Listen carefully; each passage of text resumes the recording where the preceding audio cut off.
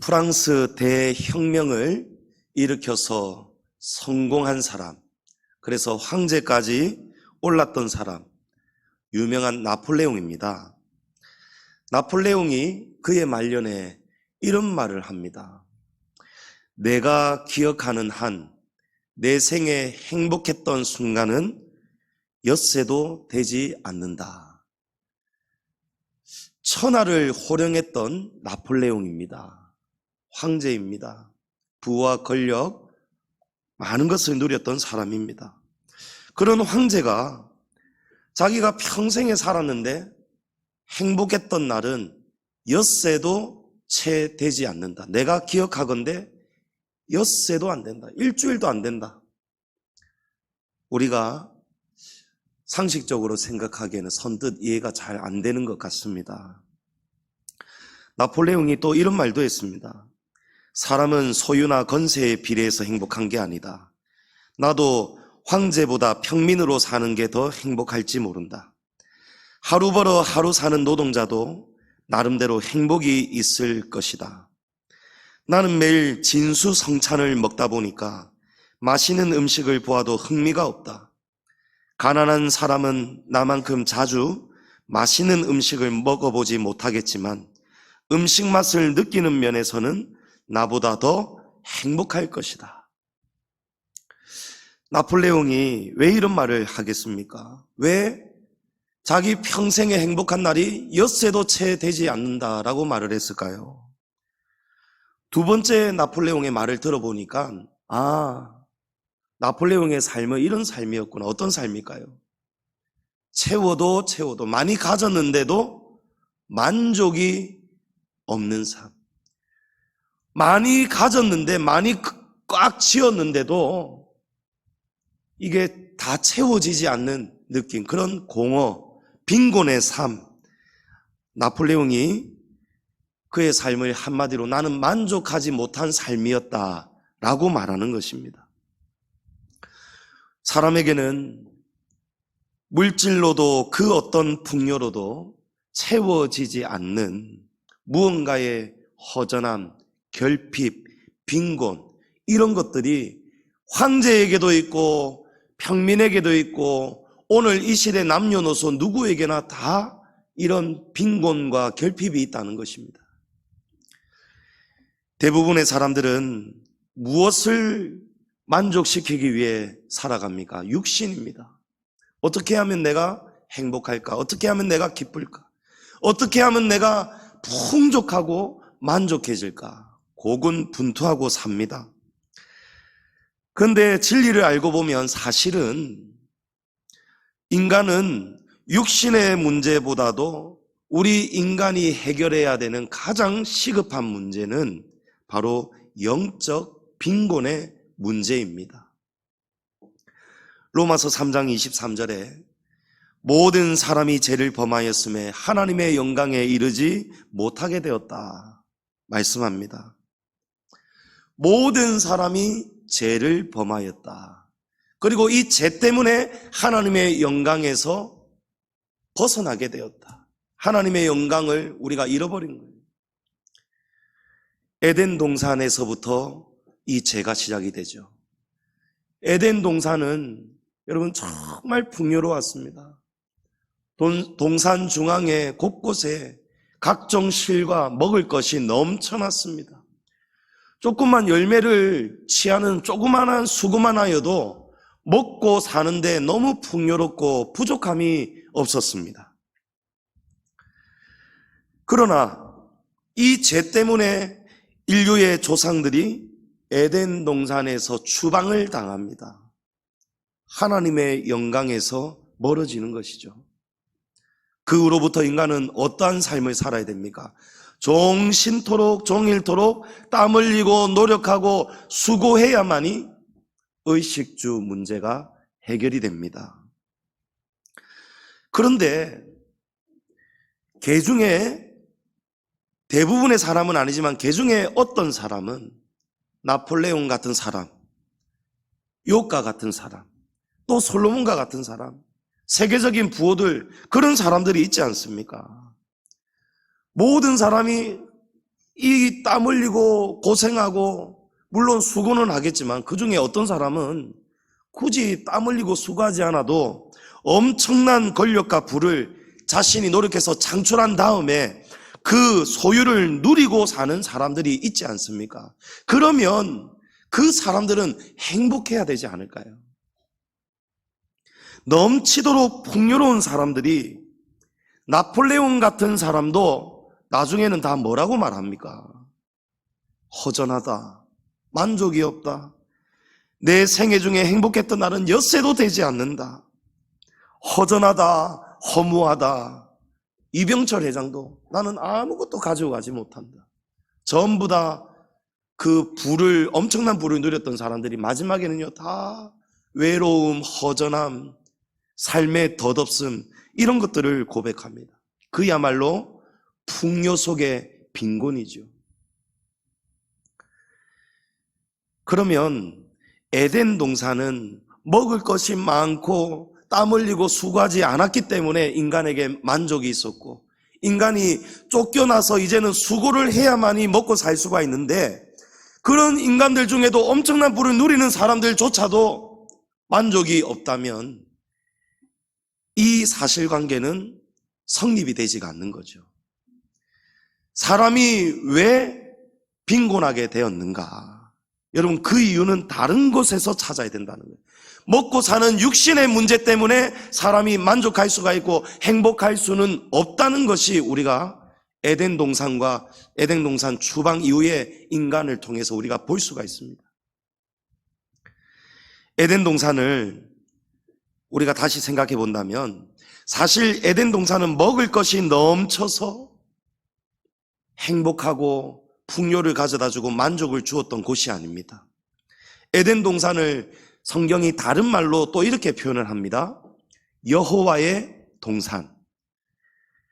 우리 인간은 먹을 것이 많고 넘쳐서 행복해지는 것이 아니고요, 사실은 여호와의 동산 안에 거하고 살 때, 하나님과 화목하고 만나고 교통할 때, 하나님의 영광 안에 우리가 존재할 때, 그때 비로소 우리에게는 영적 충만이 임하면서 사람은 비로소 행복을 느끼게 되는 줄을 믿습니다.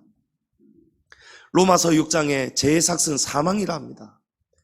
여러분, 여기 사망이라는 것은요, 죄 때문에, 죄의 결과로 인간이 하나님과의 관계가 분리가 된 상태를 죄라고 합니다. 육신은 살아있지만 영적으로는 하나님과의 연결고리가 끊어진 상태, 영적 교제와 교통이 없는 상태, 하나님의 영광을 잃어버린 상태, 여호와의 동산 밖에 있는 상태, 그 상태가 바로 영적으로 죽은 상태, 영적 사망입니다. 여호와의 동산에서 쫓겨나서 하나님과의 관계에서 단절되고 버림을 받은 다음부터 인간은, 개중에 어떤 인간은 엄청난 부와 권력을 누리는데도 그 이후부터 모든 인생들은요, 여호와의 영광을 벗어난 인생들은 참된 기쁨이었고 참된 만족이었고 행복이었고, 그야말로 기갈 속에 허덕이는 빈곤의 삶에 처해질 수밖에 없는 것입니다. 그러므로 나폴레옹의 이 고백은 참으로 진실한 것입니다. 내 생에 평생에 행복했던 날이 엿새도 되지 않는다. 여러분, 행복하십니까? 아니면 여러분도 나폴레옹처럼 이 마음이 공허하고 허전하십니까? 나폴레옹과는 비교도 안 되는 부와 권력을 누렸던 구약 시대의 다윗의 아들 솔로몬 왕. 솔로몬 왕은 나폴레옹보다도 훨씬 더 이전 구약 시대에, 그의 말년에 이 진리를 벌써 깨달았습니다. 전도서 1장 8절에 모든 만물이 피곤하다는 것을 사람이 말로 다 말할 수 없나니 눈은 보아도 족함이 없고 귀는 들어도 가득 차지 아니하도다. 우리가 너무 잘 알지 않습니까? 솔로몬이 얼마나, 솔로몬 시대에 황금이 넘쳤고 은이 넘쳤고 성문이 금으로 도배가 되고, 솔로몬이 얼마나 많은 권력, 부 많이 누렸습니다. 그럼에도 불구하고 솔로몬이 뭐라고 합니까? 모든 만물이, 자기를 포함해서 모든 인생이 다 피곤한 인생이라고 말하는 것입니다. 여러분, 왜 그럴까요? 하나님의 영광을 떠난 인생은 다 그럴 수밖에 없습니다. 솔로몬이 하나님을 참 신실하게 잘 믿었던 사람입니다. 그런데 잘 믿다가 도중에 중간에 신앙에서 멀어졌던 적이 있습니다. 나라의 안녕과 안정을 위해서 예전의 왕들은 주변 이방 나라 왕들의 공주들과 정략적인 혼인을 하죠. 사랑해서 취하는 것이 아니고 필요해서 취하는 거예요. 나라 간의 동맹을 위해서. 솔로몬이 이방 여인을 아내로 맞이했습니다. 그 이방 여인이 솔로몬에게 시집을 오면서 이방이 여인이 섬겼던 이방신과 이방의 온갖 악하고 가증한 문화까지 다 들고 들어와 버렸어요. 그 문화들이 이스라엘에 다 고스란히 퍼졌습니다. 솔로몬도 자기도 모르게 어느 순간 그 이방 문화에 동화되고 있었습니다. 솔로몬의 바람대로 나라는 안정이 되었는지 모릅니다. 솔로몬이 엄청난 부를 누렸으니 그의 전략은 성공했던 것입니다. 하지만 솔로몬이 자기 인생은 참 피곤한 인생이라고 합니다. 욕망은 채워졌어도 만족이 없다라고 말합니다. 그가 영적으로 하나님과 그때에 멀어져 있었기 때문이죠. 하나님의 영광으로부터 멀어져 있었기 때문이죠. 솔로몬이 다 누리고 가졌는데도, 첩이 300명이고 후궁이 700명이나 거느리고 있는데도 솔로몬이 전도서에서 어떤 말을 가장 자주 합니까? 반복해서 헛되고 헛되니 모든 것이 헛되도다. 헛되다는 거예요. 그래서 마지막에 전도서의 결론은 무엇입니까? 너는 청년의 때에 곧 공고한 날이 이르기 전에 창조주 하나님을 찾으라. 할렐루야. 하나님을 찾으라는 거예요.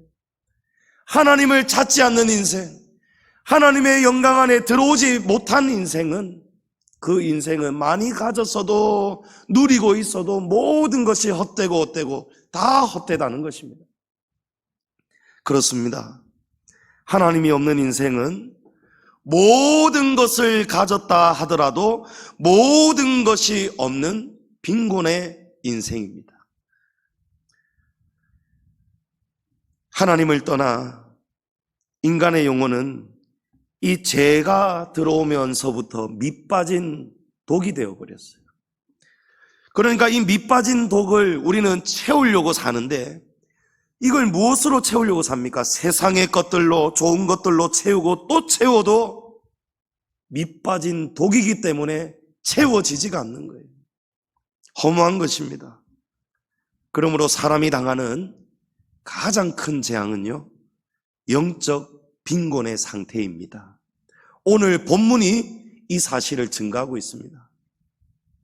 오늘 본문의 배경은 북이스라엘입니다.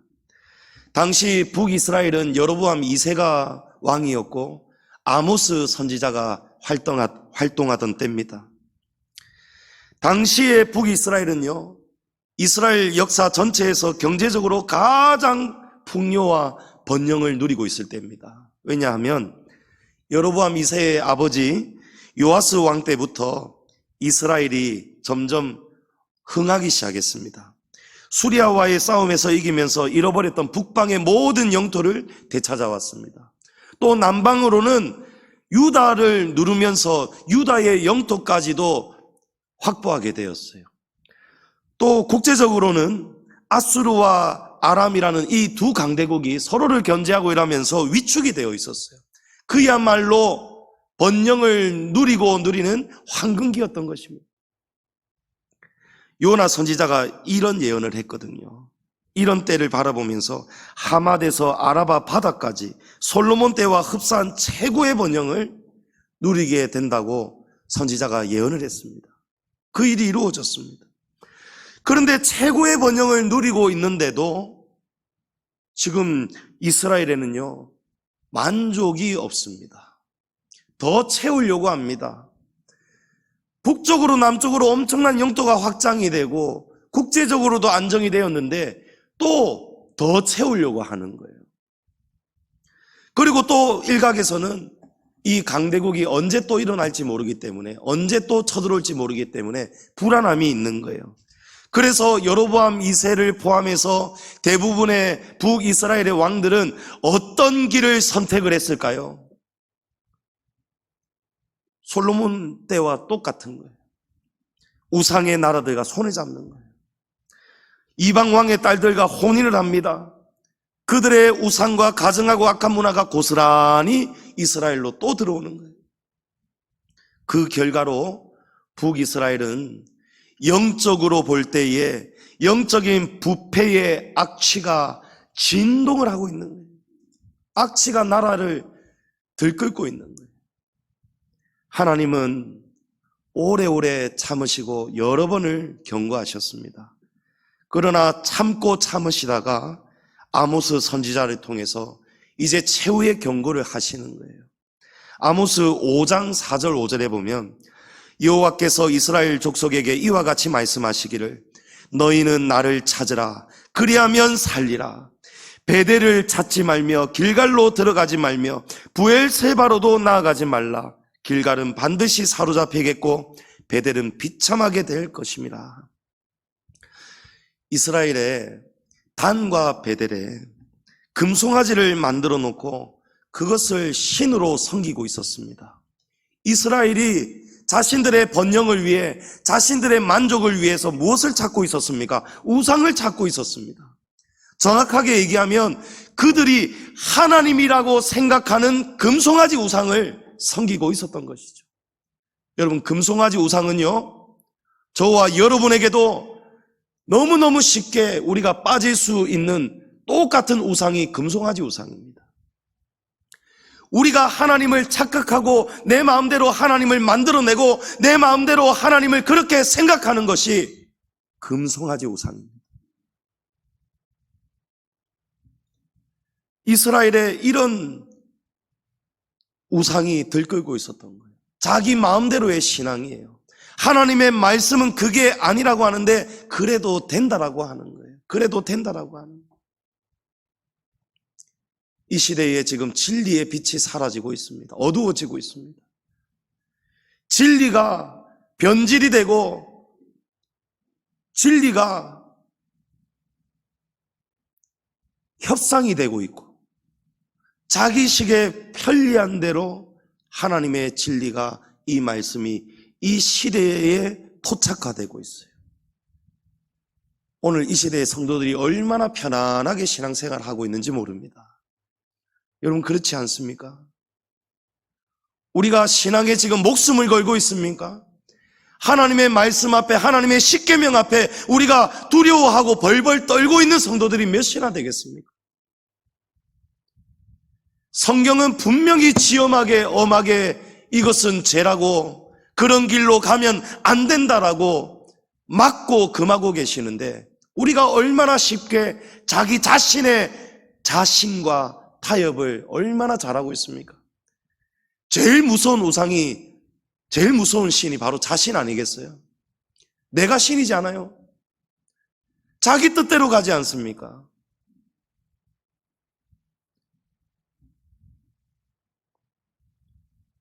지금 이스라엘 안에는요, 종교적으로는 극단적인 우상 숭배가 넘쳤습니다. 정치적으로는 부정부패가 넘쳤습니다. 사회적으로는 상도덕의 몰락과 사치, 성적 문란이 넘치고 넘쳤습니다. 아모스 선지자가 외쳤습니다. 하나님을 찾아야 살리라 외치고 외쳤습니다. 그러나 이런 말조차 듣지 않는, 귀를 닫아버리는 완악함이 가득했습니다.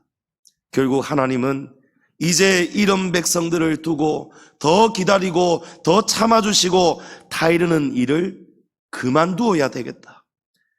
그리고 하나님이 무서운 심판 두 가지를 단행하십니다. 첫째는 나라의 패망입니다. 아수르 제국을 심판의 도구로 사용하셔서 북이스라엘은 그야말로 패망하고 맙니다. 그러나 나라가 망하는 것보다 더 무서운 심판을, 두 번째 심판을 오늘 본문을 통해서 말씀하시는 거예요. 그것은 바로 영적 기근입니다. 우리는 나라가 망한 것이, 우리 육신이 망한 것이, 개인이 망하는 것이 가장 가혹한 심판이다, 이렇게 생각하는데, 하나님은요, 첫 번째 심판보다도 두 번째는 당연히 더 크고 무서운 심판을 하나님이 하시겠죠.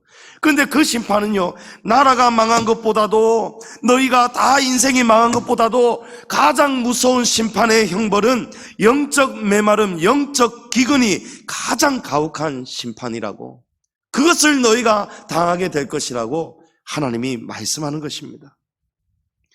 11절에 주 여호와의 말씀이니라. 보라, 날이 이를지라 내가 기근을 땅에 보내리니 양식이 없어 주림이 아니며 물이 없어 가람이 아니요 여호와의 말씀을 듣지 못한 기갈이라. 육신의 배고픔, 굶주림, 빈곤보다도, 나라가 완전히 패망한 것보다도 더 무서운 심판을 하나님이 무엇이라고 말씀합니까? 여호와의 말씀을 듣지 못하게 되는 영적 빈곤이 가장 무서운 심판이라는 거예요. 오늘 말씀 안에 있는 여러분, 말씀 앞에 지금 서서 하나님 앞에 하나님을 경외하고 예배하는 여러분, 복 있는 사람인 줄을 믿으시기 바랍니다. 오늘 이 자리에 어떠한 사정인지는 모르겠지만 하나님의 말씀을 들으러 나올 수가 없고 그 기간이 계속해서 지속이 되는 사람, 여러분 정말 안타깝고 불쌍한 사람인 거예요.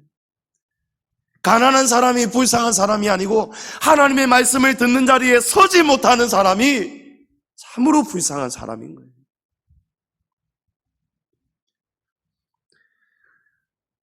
여호와의 말씀을 듣지 못하는 것이 나중에는 엄청난 고통이 되는 때가 옵니다. 그러나 뒤늦게 그 고통을 깨닫고 영적 기근에서 벗어나려고 애를 써보지만 12절 이하에 사람이 이 바다에서 저 바다까지 북쪽에서 동쪽까지 비틀거리며 여호와의 말씀을 구하려고 돌아다녀도 얻지 못하리니 그날에 아름다운 처녀와 젊은 남자가 다 갈아여 쓰러지리라. 처녀와 젊은 남자도, 그 혈기가 넘치고 힘이 있는 이 젊은이들도 이 말씀을 찾다가 쓰러진다는 거예요. 그러니 연로한 사람, 연소한 사람, 남녀노소, 인생 그 누구도 때를 놓치고 나면은 영적 기갈에서 벗어날 수가 없다는 거예요. 한마디로 하나님을 찾을 수 있을 때, 기회 있을 때에, 있을 때 잘하라는 거예요. 하나님의 말씀을 잘 들으라는 거예요. 아멘. 하나님께서 벌하시는 가장 무서운 형벌의 심판은 영적 빈곤이라는 것을 여러분 꼭 기억하시기를 축복합니다. 여호와의 말씀을 듣지 못하고 읽지 못하는 기갈을 당하는 것, 영적으로 빈곤의 상태에 이르는 것이 육신이 망하는 것보다, 나라가 망하는 것보다도 더 가혹한 심판이라고 하나님이 오늘 말씀하시는 거예요. 사사기는 말씀이 없는 시대, 하나님의 말씀이 사라진 시대, 선지자가 없는 시대가 얼마나 고통스러운가를 우리에게 증가하고 있습니다. 사사시대에 밭에 먹을 것을 얻기 위해서 파종을 하자마자 여러분 대적이 쳐들어왔던 기사를 우리가 읽고 공부했지 않습니까? 가나안 왕 야빈이 그냥 막 쳐들어와 버리는 거예요. 또 대적이 쳐들어오고 있던 것도 빼앗기고 죽임을 당하고 모든 것을 약탈을 당하고 겁탈을 당하고 먹고 살 길이 완전히 다 끊어져 버려요. 그 고통을 당하는데 왜 이 고통이 왔을까를 모르는 시대.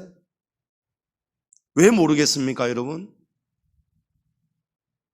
하나님의 말씀이 없기 때문에 모르는 거예요. 하나님의 말씀을 잊어버렸고 하나님이 그 말씀을, 선지자를 완전히 거두었기 때문에. 신명기 28장 이 복의 말씀 중에 여러분, 복에 관한 말씀은 앞에 조그마한 단락이고 나머지 그 긴 장 중에서 대부분은 여러분 저주에 관한 말씀입니다. 왜 하나님이 이렇게 하면 복을 받고 하나님의 말씀을 경외하고 청종하고 순종하면 들에서도 복을 받고 성읍에서도 복을 받고 들어와도 나가도 복을 받고, 이 말씀은 짧게만 하시고, 이렇게 하면 들에서도 성읍에서도 나가도 들어와도 저주를 받는다 하시면서 그럴 때 어떤 때냐를 엄청나게 많은 분량을 통해서 이 저주를 받는 이유에 대해서 왜 그렇게 많이 말씀하셨을까요? 여러분, 알아야 우리가 저주에서 벗어날 것 아니겠습니까? 모르니까 저주를 당해도, 사사시대에 그 고통을 당해도 모르니까 그 고통이 10년, 20년, 30년, 몇십 년이 가도 모르고 있잖아요. 그 고통을 당하다가 나중에는 누군가가 이제 여호와를 찾잖아요. 여호와를 기억하잖아요. 그리고 울고 부르짖잖아요. 여호와여 구원하소서, 우리를 불쌍히 여겨주소서. 하나님이 모든 백성이 돌이키고 하나님께로 돌이키고 회개하고 눈물을 흘릴 때에, 그때 하나님이 어떤 변화를 주십니까? 딱 한 가지의 변화를 주십니다. 무엇이죠? 사사를 세워주십니다. 사사는 선지자요, 오늘날로 치면 목회자입니다. 목자입니다. 하나님의 말씀을 대언하는 말씀의 종입니다.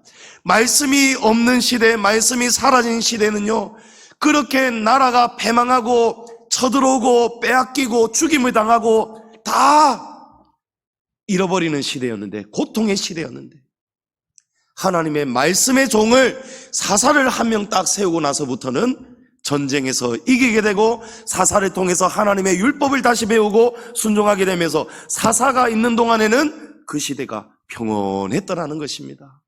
그러나 사사가 죽고 나면은 어김없이 또 이스라엘은 말씀에서 멀어지고 하나님의 영광을 잃어버립니다. 그런 패턴이 끊임없이 반복이 되는 것이 사사 시대였지 않습니까? 사사를 통해 하나님은 구원을 주셨어요. 이 말은 하나님의 말씀을 통해서 영적 빈곤이었던 사람들이 영적으로 채워질 때에 하나님의 은총과 복이 회복이 된다는 것입니다. 인생이 고난에서 벗어날 수 있는 유일한 방법, 그러면 여러분 무엇일까요? 영적 메마름이 채워지는 것밖에 없습니다. 우리가 하나님을 찾는 길밖에 없습니다. 너희는 나를 찾으라, 그리하면 살리라. 아멘. 여러분, 가장 최고의 번영을 누렸던 북이스라엘이 어쩌다가 이렇게 패망하고 망하고 말았습니까? 아수르가 목을 조여올 때에 너희는 나를 찾으라, 그리하면 살리라, 베델을 찾지 말아라, 길갈로도 들어가지 말아라, 하지 말아라 한 것을, 해서는 안 되는 것을 계속했던 거예요. 하나님의 말씀을 듣고도 깨닫지 못했던 거예요. 하나님이 가장 하지 말라고 했던 찾지 말아라, 찾지 말아라, 이 말씀의 핵심이 무엇인지 아십니까? 너희 마음대로 신앙생활 하지 말라는 거예요. 내가 언제 금송아지였느냐? 십계명 제2계명에 너희는 너희 자신을 위해서 우상을 만들지 말라고 하나님이 말씀하셨습니다. 나를 위한 우상, 내가 편리한 하나님, 지금 내 말에 내 편이 되어주실 하나님, 내가 지금 진리를 벗어났는데도 이것을 하나님은 괜찮다라고 생각하신다라고 느끼는 그 신앙이 바로 우리가 가서는 안 되는 베델을 찾는 신앙이요, 단을 찾는 신앙입니다. 금송아지를 찾는 신앙입니다. 말씀을 들었는데도 깨닫지 못할 때, 영혼은 지금 삐쩍 말라 있는데, 메말라 있는데도 하나님을 찾지 않았기 때문에, 그들이 하나님을 찾아야 산다라고 외치는데도 다른 길, 엉뚱한 길을 찾았기 때문에 망한 것입니다. 성도님 여러분, 인간은 모두 하나님을 찾지 않으면 망하는 존재임을 기억하시기 바랍니다. 하나님을 채워야 하는 자리에, 하나님의 공급하시는 영으로 채워야 되는 자리가 채워지지 않으면 인생은 절대로 만족이 없습니다. 여러분, 지금 형편 어렵다고 형편이 나아지면 행복해지실 것 같습니까? 아닙니다. 가난하든 형편이 여유롭든지 간에 하나님이 여러분 안에 충만하지 않으면 여러분은 무엇을 가졌든지 간에 여러분 영적 메마른 자들입니다. 가난한 자들입니다. 하지만 하나님을 찾고 하나님을 마음의 중심에 모시면 인생에 풀리지 않았던 문제가 풀리고 구원이 임하고 참된 기쁨이 임하고 만족이 임하게 됩니다. 여러분 삭개오가 그랬지 않습니까? 삭개오는 세리장이었고 부자였습니다. 그러나 삭개오가 예수님을 만나기 전에는 그가 부자인데도 똑같이 나폴레옹처럼 솔로몬처럼 삭개오는 공허했던 삶을 살았습니다. 만족이 없었어요. 그런데 예수님을 만나고 영접한 이후에 공허했던 삶이 풍요로운 삶으로 바뀌어요. 영적 메마름이 이제는 풍요롭게 채워졌기 때문입니다. 이 영적인 만족이 찾아오고 나니까요, 그동안에 육신의 만족을 위해서 막 채웠지만 만족하지 못했던 삭개오였지 않습니까? 근데 영적으로 딱 채워지고 나니까요, 삭개오가 그렇게 자기의 행복을 가져다 줄 거라고 믿어서 쌓고 쌓았던 그 재산의 절반을 가난한 자들에게 나누어 줍니다. 이전에 삭개오라면요, 이거 절대로 못 놓는 것이죠. 또 그뿐이 아니죠. 자기가 부당하게 취한 재물이 있다면 4배로 변상을 하겠다고 합니다. 그러니까 삭개오가 재산의 절반은 이미 나가는 것이고 남은 절반에서도 자기가 부정하게 취한 것이 있다면 4배로 갚겠다는 거. 얼마나 세리장이 부정부패에 절여 있었겠습니까? 자기의 소유 대부분을 이제는 다 놓아도 나는 행복합니다, 이런 고백 아니겠습니까? 할렐루야. 여러분 삭개오가 왜 이렇게 변화가 되었을까요? 영적 빈곤이 채워졌기 때문입니다. 눈으로 보아도 만족이 없고 귀로 들어도 가득 차지 않던 인생이 지금 예수님을 만나면서 그리스도 안에서 하나님의 영광 안에서 새로운 영적인 눈과 귀가 열렸기 때문인 줄을 믿습니다. 바울 사도가 이 고백을 하죠. 빌립보서 3장에서 그러나 무엇이든지 내게 유익하던 것을 내가 그리스도를 위하여 다 해로 여길 뿐더러 또한 모든 것을 해로 여김은 내 주 그리스도 예수를 아는 지식이 가장 고상함이라. 할렐루야. 여러분 예수님을 믿는다는 것은 바로 이런 것입니다. 우리가 영적으로 지금 풍요로움을 느끼고 있다면 바로 이렇게 사는 것입니다. 우리의 눈과 귀가 바뀌는 것입니다. 새로운 가치관이 열리는 줄을 믿습니다. 예수님이 우물가에 물길로 왔던 사마리아 여인, 이전에 남편이 5이 있었고 지금 6번째 남편과 사는데도 이 공허함을 느끼고 날마다 물길로 오는 여인에게 이런 말씀을 하시죠. 요한복음 4장에 이 물을 마시는 자마다 다시 목마르려니와 내가 주는 물을 마시는 자는 영원히 목마르지 아니하리니 내가 주는 물은 그 속에서 영생하도록 솟아나는 샘물이 되리라. 이 말을 들은 여인이 주님 내게 그 물을 주어 다시 물길로 오지 않게 하소서라고 합니다. 이 여인은 아직까지도 자신의 만족을 물질 세계에서 영이 아니고 육신에서 찾고 있었습니다.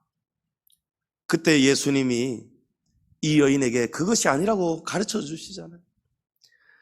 요한복음 6장 35절에 예수님이 가르쳐 주시는 정답이 있습니다. 예수께서 이르시되 나는 생명의 떡이니 내게 오는 자는 결코 줄이지 아니할 터요 나를 믿는 자는 영원히 목마르지 아니하리라. 아멘. 여러분 생명의 떡, 다시는 목마르지 않는 생수, 이 떡과 생수는 무엇을 의미할까요? 바로 하나님의 말씀인 줄을 믿습니다. 하나님의 말씀을 먹어야 산다는 것입니다. 사람이 육신을 만족시켜주는 떡으로만 살 것이 아니고 하나님의 입으로부터 나오는 모든 말씀으로 살 것이니라. 아멘. 여러분 우리가 어떻게 해야 영적 기갈에서 벗어날 수 있습니까? 하나님의 말씀으로 살아야 돼요. 육신을 만족시켜주는 그런 떡만 가지고 살면은 인생은 행복할 수가 없다는 거예요. 예수님을 믿는데도 신앙생활 오래 했는데도 교회에 충성봉사 열심인데도 내가 지금 행복하지 못하다. 내가 기쁨이 없다, 만족이 없다, 감격이 없다, 은혜가 없다, 기쁨이 없다, 보람이 없다. 여러분, 그 사람 지금 영적으로 메말라 있습니다. 영적 기근 때문입니다. 채워야 됩니다. 말씀으로 회복돼야 됩니다. 말씀을 읽어야 됩니다. 예수님을 진정으로 만나고 영접하면요, 이 말씀이 우리 안에 채워지면요, 생명의 떡, 생수가 채워지면요, 영적 빈곤이 사라지는 거예요. 그러므로 우리가 육신적으로는 병이 있고 좀 부족하고 좀 못 가졌어도 남들보다 좀 모자랄지라도 예수님을 진정으로 믿는 진짜 성도라면, 진짜 예수님을 믿는 사람이라면 그 사람은요, 환경의 지배를 받는 사람이 아니고 영적 풍요 속에서 부유한 자인 줄을 믿습니다. 고린도후서 6장 10절에 근심하는 자 같으나 항상 기뻐하고 가난한 자 같으나 많은 사람을 부유하게 하고 아무것도 없는 자 같으나 모든 것을 가진 자로다. 아멘. 누구 때문에 행복한 인생 살겠다는 생각을 여러분 버리시기 바랍니다. 누구 때문에 내가 불행해졌다라는 생각을 놓아버리시기 바랍니다. 사람은 육신의 만족으로만 사는 사람이 아니에요. 육신의 떡으로만, 육신의 기쁨으로만 사는 사람이 아니에요. 나폴레옹이 엿새도 안 된다지 않습니까? 솔로몬이 그렇게 많은 것을 거느렸는데도 다 헛되다고 하지 않습니까? 여러분, 여호와의 동산 안에 거할 수 있기를 축복합니다. 여호와의 말씀 안에 거할 수 있기를 축복합니다. 말씀이 없기 때문에 불행한 것입니다. 말씀을 먹지 않기 때문에, 먹어도 들어도 그 말씀에 순종하지 않기 때문에 그 영혼이 행복하지 못하고 만족하지 못하고 불행하게 사는 것입니다. 성도님 여러분, 육신의 문제보다도 영적 빈곤의 문제를 살펴보시기를 축복합니다.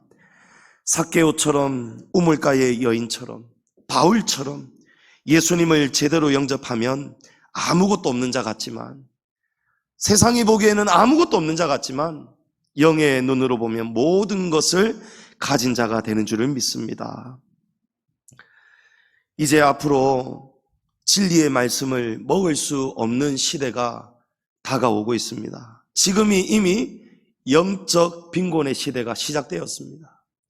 제가 여러 번 말씀드렸지 않습니까? 이제 다음 세대를 이끌어갈 목회자가 없습니다. 턱없이 없습니다. 고신, 총신, 통합, 대표적인 이 세계 교단이요, 고신만 해도 입학 정원 120명, 이제 목사가 될 사람들, 목사 후보생을 선지학교 아니겠어요? 구약시대로 치면. 이 선지학교가 120명을 한 학년에 입학생을 모집하는데 제 위의 선배들은 200 몇십 명, 2점 몇 배, 이런 경쟁률이 있었는데 이제 제 밑으로 다음 후배부터 이번에는 편지가 왔는데 120명을 모집하는데 60명도 오지 않았다는 거예요. 미달이에요, 미달. 고신 신학교뿐만이 아니고 총신, 장신 다 그렇습니다. 제가 졸업했던 고신대 신학과 학부가 지금 사라질 위기에 처해 있다고 합니다. 고신대학교가 미션 스쿨로서 이미 그 힘을 잃은 지가 오래되었습니다. 빛을 잃어가고 있어요. 신학생이 없습니다. 사명자가 없습니다. 생명과 진리를 수호하던 교회들이 지금 문을 닫고 있습니다. 목회자가 점점 고갈되어 가고 있습니다. 하나님의 말씀을 듣지 못하는 시대가 오고 있습니다. 여러분, 왜 대한민국에 우리 앞에 이런 시대가 지금 다가오고 있는지 아십니까? 북이스라엘의 때와 똑같이 우리도 지금 그런 제약 속에 있기 때문입니다. 말씀이 선포되어도 듣지 않기 때문에, 말씀을 들어도 불순종하고 완악하기 때문에, 그 말씀 앞에 교만하기 때문에 하나님을 찾지 않고 말씀으로 채우지 않고 세상에서 엉뚱한 것을 찾고 채우려고 혈안이 되어 있기 때문에 우리 성도들을 말하는 거예요. 우리 성도들의 신앙이 다시 뜨거워야 될 줄을 믿습니다. 우리가 더 늦기 전에 너희는 나를 찾으라 그리하면 살리라는 하나님의 말씀을 듣고 저와 여러분 다시 깨어날 수 있기를 축복합니다. 하나님의 심판이 임하기 전에 주의 말씀을 읽으십시오. 주님의 말씀을 사모하십시오. 말씀을 읽는 것으로 끝나지 마시고 여러분 말씀을 암송할 수 있기를 바랍니다. 말씀을 외우고 암송할 수 있기를 바랍니다. 말씀을 묵상하면서 우리가 자동으로 성경을 찾아 읽지 않아도 그 상황에 맞게 그 필요한 말씀이 암송이 되고 떠올라져서 우리 입술의 모든 말과 마음의 묵상들이 우리의 삶이 다 하나님 앞에 연락될 수 있기를 축복합니다. 그때에 우리의 삶이 회복이 되고 주님의 은총이 임하게 될 줄을 믿습니다. 영적 빈곤이 채워져서 저와 여러분의 영혼이 잘 되고 범사가 잘 되는 날이 속히 임하기를 주의 이름으로 축복합니다.